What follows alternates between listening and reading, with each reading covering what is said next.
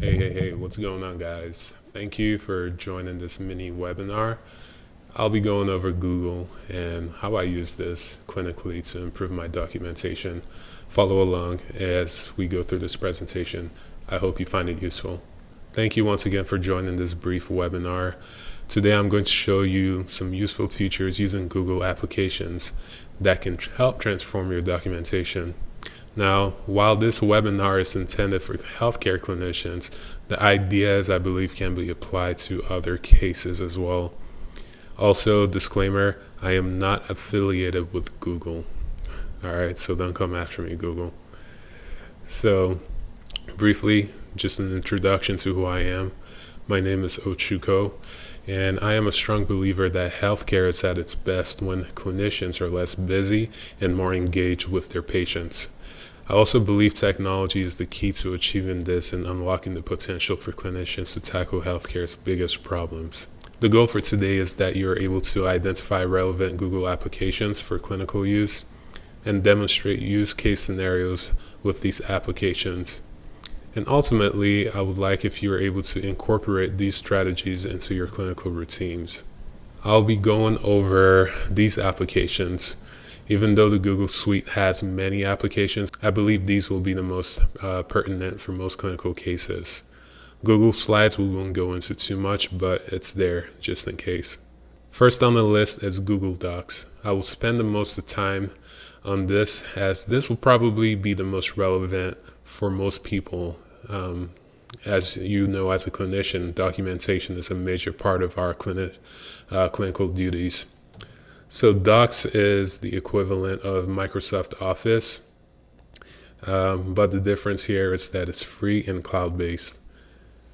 All you need is a Google account and you can access any of these features and applications. So how can Docs help with documentation? One of the biggest features here is with the dictation feature, which they call voice notes. So it's a free dictation software, essentially, sort of like Dragon software that works with good accuracy, and it's useful for those who are interested in or prefer dictation over writing. The obvious benefit with dictation is that you could document faster, but it can also be a lifesaver for people with hand and wrist issues. So I'll show a live demonstration on how to access dictation and then also how to use it. As you can see, while I am speaking, the software is writing the notes, and some may find this useful, others may find it not so useful, but if you prefer to write, that's there for you. You can still document like you normally would on Docs, but this is a tool that's available to your disposal. And I personally will use it for assessments, complex treatment notes, and also inter and intra-professional letters and communication. So I use them more this way because those are more narratives versus, also for subjectives. So more of those narrative components of your documentation, this really comes out to be helpful versus some other areas where your vitals, for example, some of your objective measures, you don't necessarily want to dictate this, you just write it down. The other benefit of Google Docs is the language translation feature. I use this for patient education material. One of the issues with patient education material is that certain languages may not be present on whichever feature application you're using for your patient education. So by using the translation feature, that information can then be translated to address this. So obviously here, this feature should be used with caution as there may be errors, but depending on your setting and scenario, it can prove to be beneficial.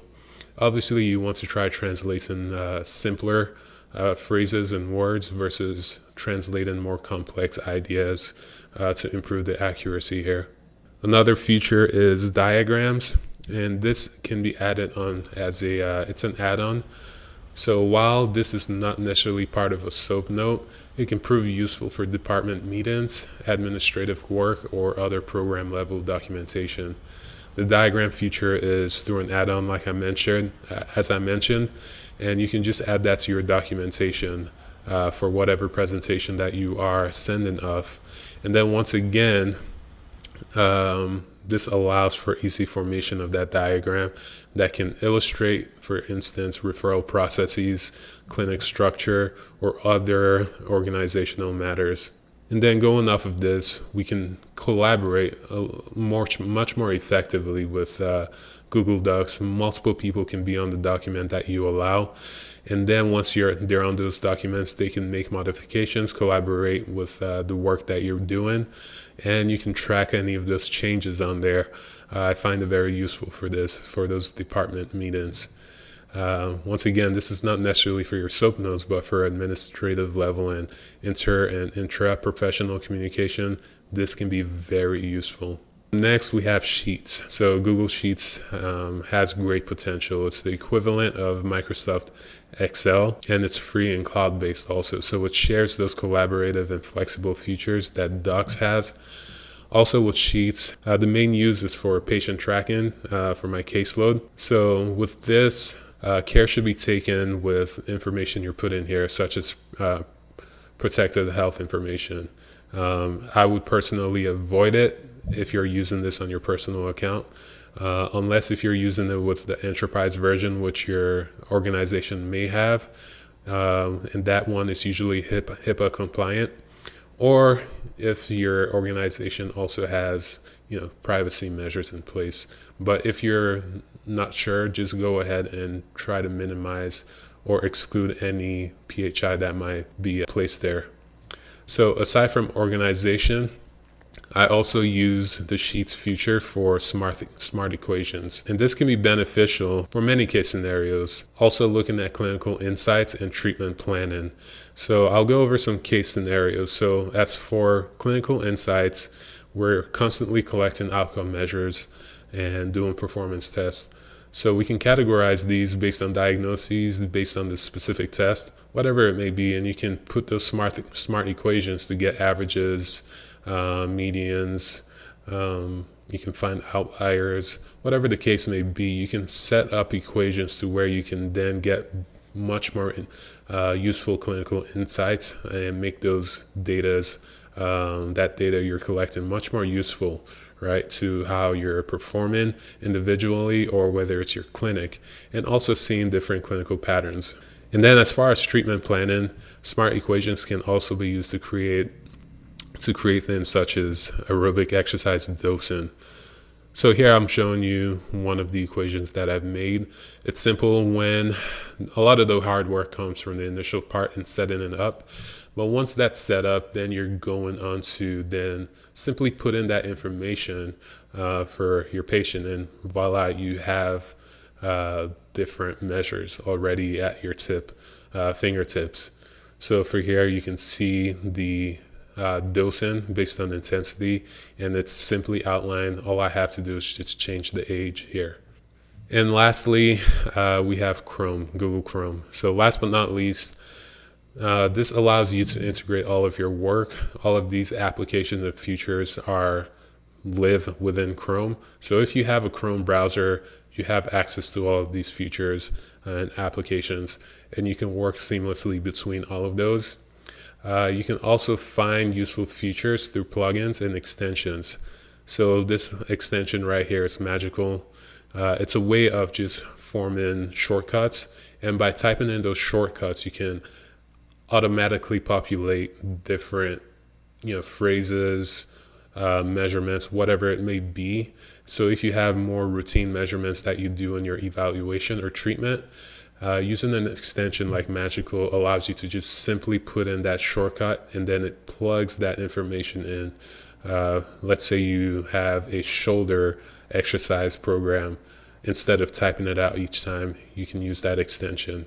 So there are a lot more useful extensions like this that you might need for your clinical practice, or not necessarily need, that could help out with your clinical practice.